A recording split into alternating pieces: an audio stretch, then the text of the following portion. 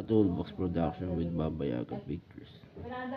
A toy play presentation of RJ Palma present Last Star Season 9.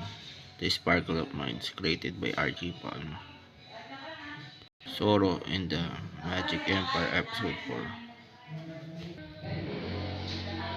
4. Habang nakakulong ako dito sa loob ng bilangguan, palagi kong dinadasal sa pamamagitan ng orasyon ang mga rebulto ng anghel at demonyo para lumaki at gumalaw ito at tulungan ako makatakas dito sa loob ng bilangguan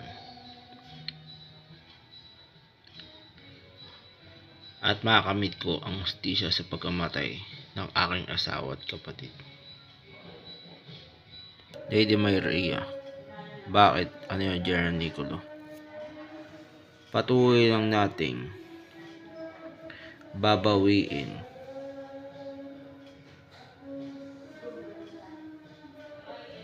ang pera mula sa mga korap na politiko. At tayo din ang magpaparusa sa mga dito kung hindi sila makipag-cooperate na maayos sa atin. Tama ka dyan, General Nicolo.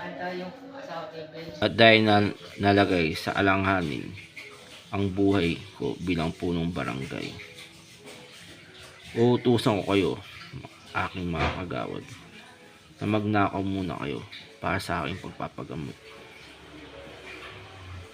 Kayo nang bahalang gumawa ng paraan kung paano ito aaksyonan. Masusunod po punong barangay.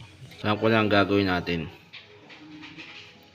Need nating harangin at habulin bilang mga agawad ang sinasakyan na General Nicolo at Lady Myra para nakawan ito. Sige ba? Okay.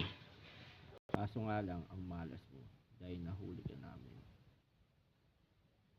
sa ginawa niyong pagnanakaw ng pera namin. Patawad po, Lady Myra at General Nicolo. Anong gagawin natin dito, Myra? Ano pa? Gagawin natin siyang hostage. Ikukulong natin yan sa loob ng City Hall at doon natin siya itutuloy. At pilit nating paaminin sa kanya kung saan nila dinala ang perang ninakaw nila sa atin. Tapos ka namin ikulong at pahirapan dito sa loob ng City Hall. Ayaw mo pa rin umamin o magsitaman lang tungkol sa ninanakaw ng pera sa amin. Paano ba yan? Napipikon na ako kayo na pa. Wag, Nicolo. Dahil dyan, parang gusto ko siyang tapusin. Alam mo din mo nun. Ganun palang gagawin sa na. Bala kong pala akong patay na. Sige.